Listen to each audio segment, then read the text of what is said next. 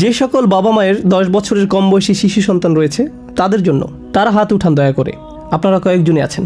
সুতরাং আমাদের জন্য সবচেয়ে বড় কাজটি হচ্ছে আমাদের সন্তানদের ইসলাম শিক্ষা দেওয়া, আমাদের সন্তানদের ইসলাম শিক্ষা দেওয়া। নবীগণ যখন দিন শিক্ষা দিতেন তারা সবাইকেই দিন শিক্ষা দিতেন, কিন্তু আল্লাহ আজ্জা জাল্লা যখন পবিত্র কোরআনে শিশুদের ইসলাম শিক্ষার ব্যাপারে কথা বলেন, শিশুদের শেখানোর বিষয়ে, শিশুদের উপদেশ গ্রহণ করা সম্পর্কে আল্লাহ তাআলা খুব কমই বলেছেন। কিন্তু যখনই তিনি এ বিষয়ে কথা বলেছেন সেটা ছিল বাবা মায়ের কাছ থেকে।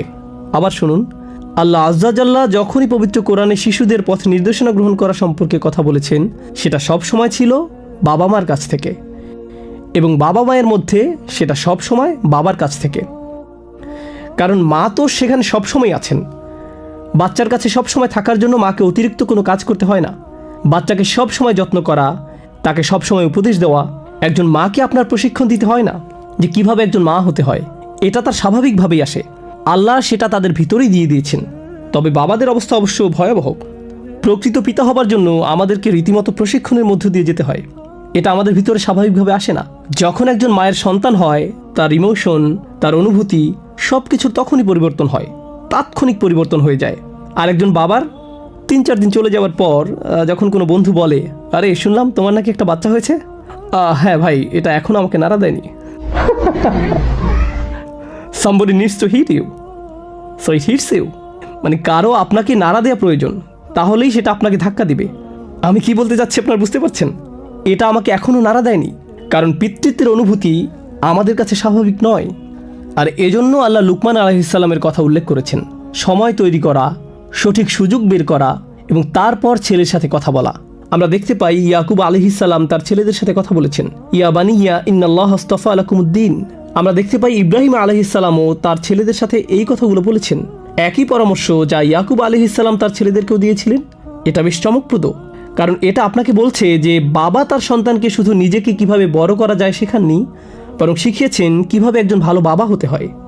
আমরা আমাদের সন্তানদেরকে শেখাবো কিভাবে একদিন তারাও ভালো বাবা হতে পারবে, কারণ ইব্রাহিম ইসহাককে এই শিক্ষা দিয়েছিলেন আর ইসহাক ইয়াকুবকে এই শিক্ষাই দিয়েছিলেন। আর কোরআন কি বলছে? ইব্রাহিম আর ইয়াকুব মানে দাদা এবং নাতি একদম একই কথা বলেছেন। তারা কি একই সময়ে কথা বলেছিলেন? না, তারা এই কথা বলেছিলেন একে অপর থেকে 2 প্রজন্ম আলাদা হয়েও। ইব্রাহিম আলাইহিস সালাম কথা বলেছিলেন ইসমাইল ও ইসহাকের সাথে, আর ইয়াকুব আলাইহিস সালাম কথা বলেছিলেন তার 11 জন ছেলের সাথে।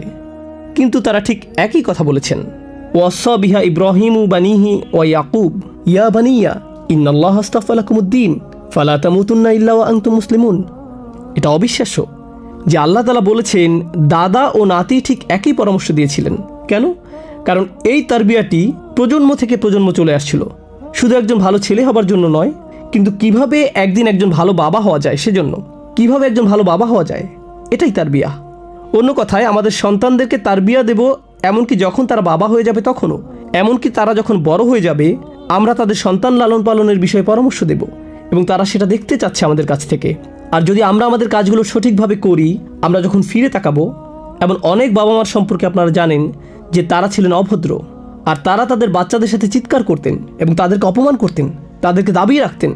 আর এই জন্য যখন তাদের সন্তান হয় তারা বলে, আমি আমার বাবার থেকে আলাদা হব, আমি আমার বাবার মতন হব না, আমি আমার সন্তানদেরকে ভালোবাসবো, আমি এভাবেই থাকবো বা অন্যভাবে ইত্যাদি। কিন্তু আমরা শেষ পর্যন্ত আমাদের বাবাদের মতোই হয়েছি, একভাবে বা অন্যভাবে। কিন্তু এখানে আমরা যা শিখছি তা হলো প্রজন্মের পর প্রজন্মের এক শক্তি সম্পর্কে। যদি আপনি আপনার সন্তানদের সাথে কাজগুলো সঠিকভাবে করেন, যদি আপনি আপনার কাজগুলো ঠিকঠাক মতন করেন। যাই হোক, আরেকটি গুরুত্বপূর্ণ প্রশ্ন, ইব্রাহিমের সন্তানরা কি ইয়াকুবের সন্তানদের মতো একই রকম ছিল? ইব্রাহিম আলাইহিস সালামের সন্তান কারা ছিলেন? ইসমাইল ও ইসহাক। ইয়াকুবের সন্তান কারা ছিলেন? ইউসুফ আলাইহিস সালাম, বেনিয়ামিন। আর বাকি ভাইরা, তারা কি একই রকম ছিলেন নাকি না? না, কিন্তু উপদেশ তো একই ছিল, তাই না? উপদেশ একদম একই ছিল। কিভাবে হলো? আল্লাহ তাআলা আমাদেরকে যা বলছেন, এখানে আমাদের যা শিক্ষা দিচ্ছেন সেটা হলো, এটা এমন কোনো বিষয়ই না আপনার সন্তান শান্ত বা বেয়ারা হোক, আপনাকে আপনার কাজ করতে হবে। প্যারেন্টিংয়ের কিছু অংশ আছে যার কোনো পরিবর্তনই হবে না, অন্যান্য জিনিসকে পরিবর্তন করতে হবে, কিন্তু প্যারেন্টিং এই অংশটির মোটেও পরিবর্তন হবে না। আপনার সন্তানদের অবশ্যই দিনের শিক্ষা দিতে হবে, এটা আপনার কাছ থেকেই আসবে, এটা কোনো কারি সাহেবের কাছ থেকে আসবে না, কোনো ইমাম বা কোনো খতিবের কাছ থেকে আসবে না, এটা আপনার কাছ থেকেই আসবে।